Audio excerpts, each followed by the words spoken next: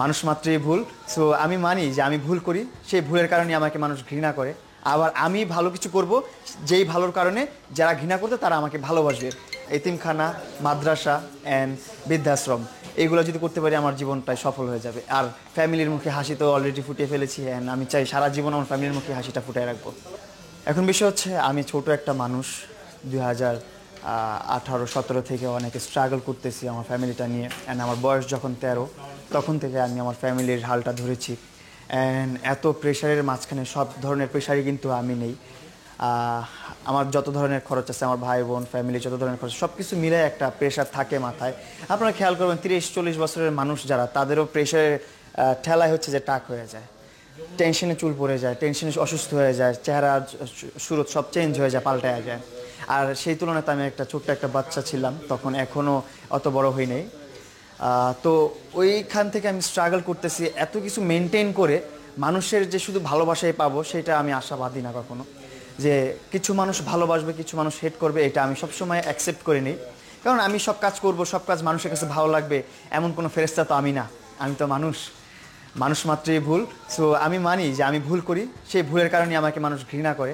আবার আমি ভালো কিছু করব, যেই ভালোর কারণে যারা ঘৃণা করতে তারা আমাকে ভালোবাসবে। সো সো যেমনটা আপনারা দেখতেছেন, আমি কিন্তু এখন যত কন্টেন্ট করতেছি কোথাও কিন্তু রিয়েক্ট নাই, তারপর হচ্ছে কমেন্ট সেকশনে কোনো বাজে মন্তব্য নাই। সবার কাছ থেকে আমি দোয়া পাচ্ছি, ভালোবাসা পাচ্ছি। কেন?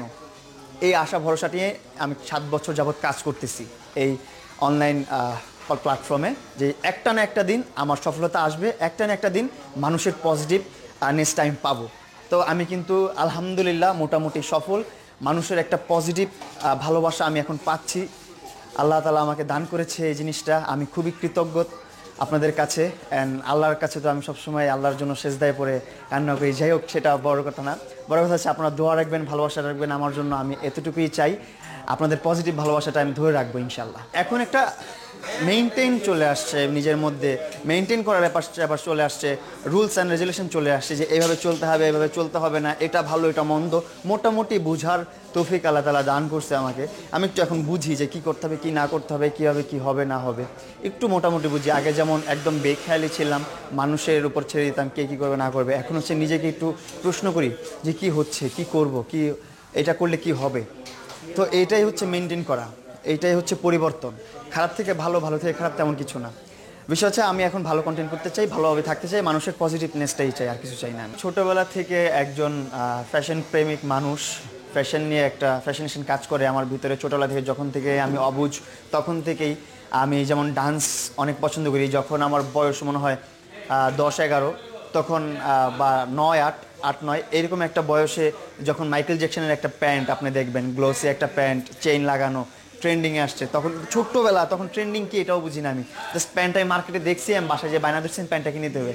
অ্যান্ড আমার বাবা আমাকে মার্কেটে নিয়ে গেছেন, প্যান্টটা কিনে দিচ্ছে। অ্যান্ড আমার জেনারেশনে যত ছেলেপেলে ছিল, আমার বেচ যা ছিল, আমার আশেপাশে বেচ যা ছিল, তাদের কারোর সাথে আমার ফ্যাশন ম্যাচ করে না। কারণ আমি যে প্যান্টটা পরছি এই প্যান্টটা কেউ কিনতে পারে না, কারণ সামর্থ্য আছে তাদের, কিন্তু তাদের চয়েসটা অন্যরকম ভিন্ন, তাদের বাবা মা কিনে দিচ্ছে। কিন্তু আমার ছোটোবেলা থেকেই নিজের চয়েসে সব কিছু করি আমি।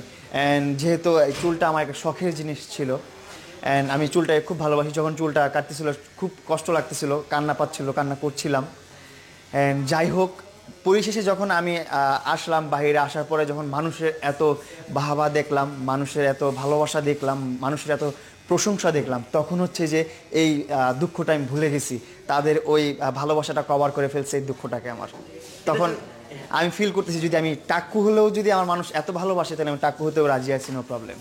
অনেক হত দরিদ্র মানুষ আছে যাদেরকে আপনি অনেক সাহায্য সহযোগিতা করেন, এবং এখন আপনি বিজনেস করতেছেন এই জায়গা থেকে, এখানকার কিছু অংশ যে আপনার ইনকামে থেকে তাদেরকে সাহায্য সহযোগিতা করেন। আপনি জানেন ভাই, আপনাদের নিউজ চ্যানেলে হয়তোবা আমি একবার পাবলিশ করেছিলাম যে যখন আমি অনেক প্রতিষ্ঠিত হব, অথবা আমার অনেক টাকা হবে, অডালা টাকা হয়ে যাবে, যখন হচ্ছে যে অডালা না, মানে স্বাভাবিক টাকা পয়সা হয়ে যাবে, তখন যখন অ্যাবিলিটি হয়ে যাবে, একটা প্রতিষ্ঠান চালাতে পারবো, তখন আমি একটা 2টা প্রতিষ্ঠান দেওয়ার পরিকল্পনা করে রেখেছি, আপনারা জানেন।